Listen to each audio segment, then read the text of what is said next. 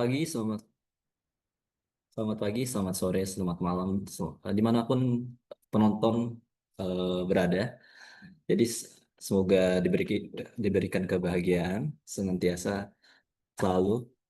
D- eh, Oke, jadi tujuan dari utama pembuatan video kali ini itu untuk memenuhi tugas teknik sensor kami, yang dimana kami ini mendapati sebuah project untuk membuat sebuah soft sensor dan di sini tugas saya adalah untuk merapihkan data-data set yang berantakan tersebut. Jadi begini, saya merapihkan data set yang berantakan ini dengan menggunakan Python dan d- saya menggunakan Pandas di sini. Kemudian saya mengambil dari banyak puluhan file, saya satukan menjadi satu. Dan di sini berikut adalah codingan yang saya gunakan. Nah, di sini bisa dilihat saya mengambil ada 12 data, sangat banyak. Ya, dari 12 file ini, 12 file Excel ini saya satukan menjadi satu file saja. Dan satu file saja itu dari banyakkan file ini hanya beberapa kolom yang saya ambil. Contoh di sini saya mengambil kolom 83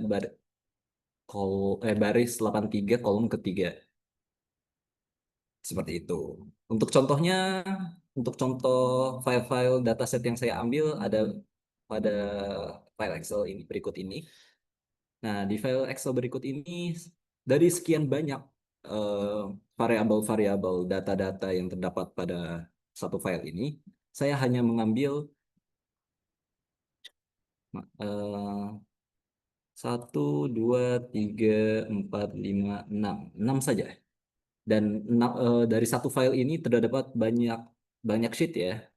Jadi ini pun tidak terluput dari perhatian saya. Semuanya saya ambil. Mungkin cukup sekian dari laporan saya.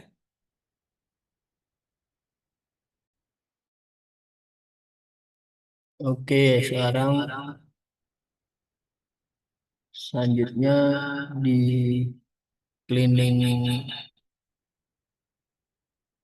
cleaning stage 2. Jadi, kalau tadi punya Mas Fatih itu apa namanya sudah dikompil jadi satu, jadi dari data historian apa namanya 2 tahun 2023 2024 itu. Nah, lalu di cleaning lagi untuk sebelum nantinya diolah di machine learning gitu. Nah, di sini sudah di-define secara clear bahwa ada data fitur dan ada data target gitu. Data-data fitur di sini merupakan data historian yang diambil dari DCS selama 1 tahun dengan samplingnya 1 jam. Nah, lalu ini ada proses apa namanya cleaningnya. Pertama, Excel tadi dibuka dan dijadikan supaya lebih fleksibel dimasukkan data tipe tipe data data frame gitu kan. Ini adalah eh, data frame-nya begitu. Nah, lalu ada sedikit penyesuaian di sini. Dilihat bahwa di kolom pertama di tag name ini tuh eh, masih berupa objek ya, apa tuh date time-nya itu masih berupa objek. Di sini kami lakukan, nah ini buktinya ini objek gitu kan. Di sini kami lakukan conditioning supaya dia menjadi standar date time yaitu sebentar,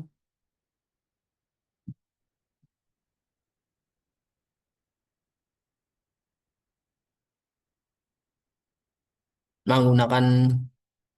Oh ya, itu nanti conditioningnya nanti di apa namanya di pengolahan mesin nantinya.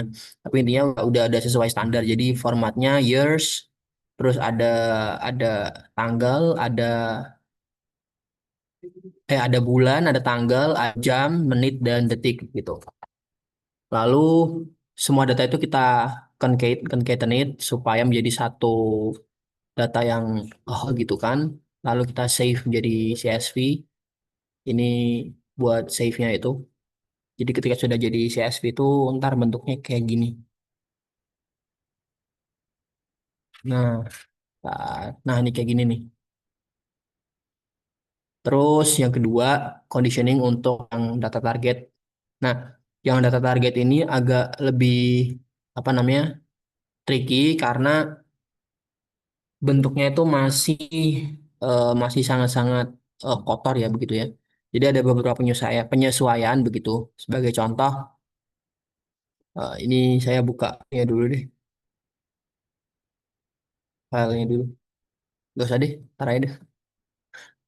Intinya dengan apa namanya function-function ini kan di jadi itu di samplingnya di targetnya itu nggak semuanya itu data-data numerik. Contoh ada data konten H2S itu ada string kurang dari satu atau string kurang spasi satu begitu. Nah ini kan data yang nggak bisa diolah begitu. Nah ini kami conditioning kan supaya bisa nantinya diolah begitu.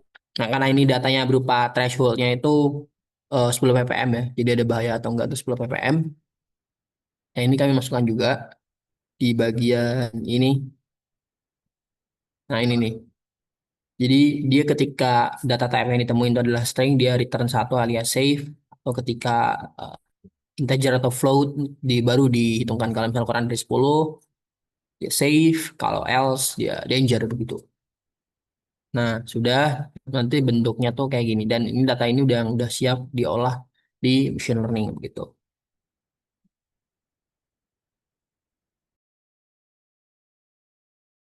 Oke, selanjutnya adalah bagian saya untuk memproses data yang setelah dirapikan tadi.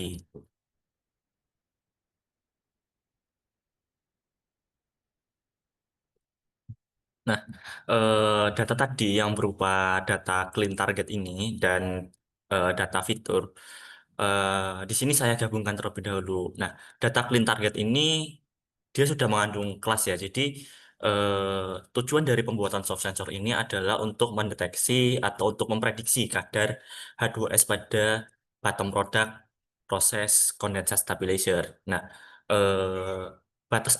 batas amannya atau ambang batas untuk nilai ppm maksimal di bottom product adalah di 10 ppm. Nah, tujuan dari pembuatan soft sensor ini adalah untuk memprediksi karena di bottom product itu tidak ada analyzernya. Jadi kita harus mensampling itu menggunakan laboratorium. Nah, di sini kita menggunakan membuat soft sensor ini untuk mempermudah. Nah, dari data yang sudah dirapikan tadi, data-data clean ini sudah diberikan label. Ketika dia dikatakan aman atau di bawah 10 ppm, dia mendapatkan kelas 1. Ketika dia dikatakan dia berbahaya dan melebihi 10 ppm, dia akan dikategorikan kelasnya 0 seperti itu. Nah, data clean target ini dan data fitur ini saya gabungkan.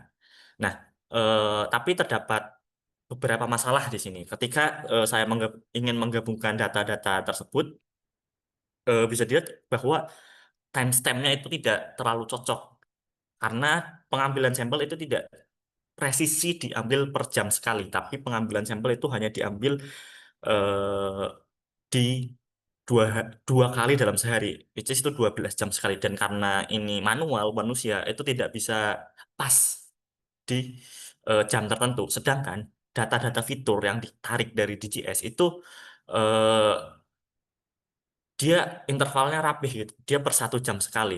Nah, oleh karena itu kita memerlukan beberapa penyesuaian di sini. Nah,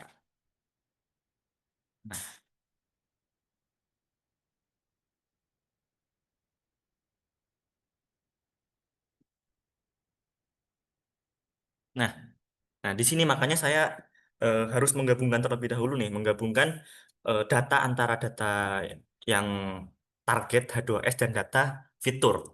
Karena tadi ada ketidaksinkronan datam tadi dan apabila kita tinjau di lapangan, proses dalam industri itu tidak settling time-nya atau perubahan waktunya, perubahan nilainya itu tidak terlalu jauh gitu. Makanya di sini saya mengambil tolerance atau mengambil jadi misalnya nih, eh, ada data sampel yang kita ambil di jam 3 sore gitu. Nah, jam 3 sore itu karena memang eh, dalam suatu plan itu tidak terlalu fluktuatif, tidak terlalu settling time-nya tidak terlalu cepat. Makanya eh, tidak diambil dalam satu titik saja. Misalnya tidak diambil jam 3 saja, tapi ada toleransinya di situ. Nah, toleransi di sini saya kasih waktu 120 menit atau sekitar 2 jam seperti itu.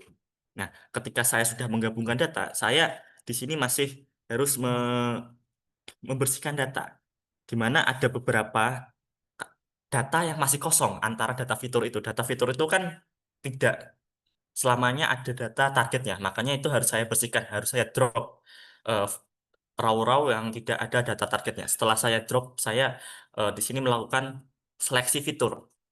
Bisa dilihat di sini, saya menggunakan XGBoost Future Importance dan bisa dilihat bahwa tidak semua fitur itu kita gunakan. Kita hanya di sini hanya menggunakan 6 fitur teratas saja. Nah, oh ya, sedikit disclaimer karena di sini data kita kalau dilihat dari eh, data di sini itu ada yang bernilai lebih kurang dari satu itu tidak diberikan nilainya, maka kami memutuskan untuk membuat model yang bertingkat.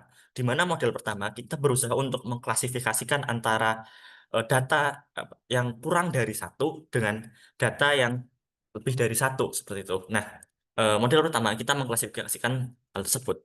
Yang saya lakukan di sini adalah menggunakan XGBoost Classifier.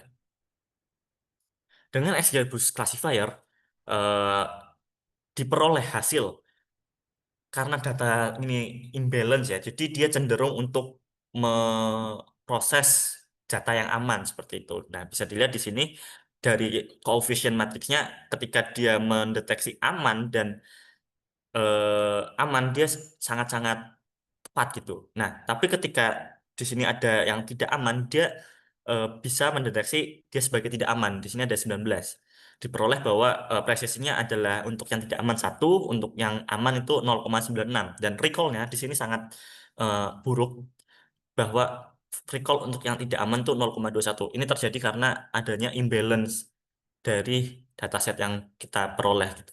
Nah, setelah kita melakukan klasifikasi, langkah selanjutnya adalah kita masuk ke model kedua, yaitu adalah model regresi. Model regresi ini diperuntukkan untuk kita mendeteksi atau memprediksi nilai H2S sekiranya berapa ppm di bottom product. Nah, di sini juga saya menggunakan metode yang sama. Jadi, eh, kemarin saya sudah mencoba-coba gitu. Ketika data yang kurang dari satu kita drop, karena kita ambil yang data lebih dari satu sampai seterusnya saja, itu hasilnya sangat-sangat jelek sekali. Ketika itu saya drop, dia menghasilkan R square yang minus, bahkan minus gitu. Nah, oleh karena itu dengan beberapa pertimbangan jadinya data yang kurang dari satu itu tidak kita drop, tapi kita berikan nilai dia satu gitu, atau nilai apapun itu yang penting dia berupa angka supaya itu bisa diolah. Nah, dengan demikian dapat diperoleh bahwa hasil regresi atau hasil regresi dari model ini adalah dengan MAE atau mean absolute error adalah di 3,2982 dan R square-nya adalah 0,983. Eh, saya tidak bisa berkata ini model yang bagus karena kembali lagi data yang kita miliki itu sangat-sangat bervariatif dan sangat-sangat bisa dibilang eh, kurang bagus lah data yang kita miliki.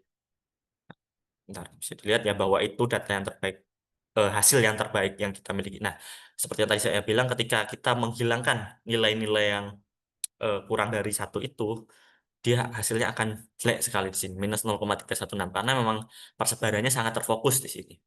Nah, mungkin itu demo yang dapat kami lakukan. Cukup sekian. Wassalamualaikum warahmatullahi wabarakatuh.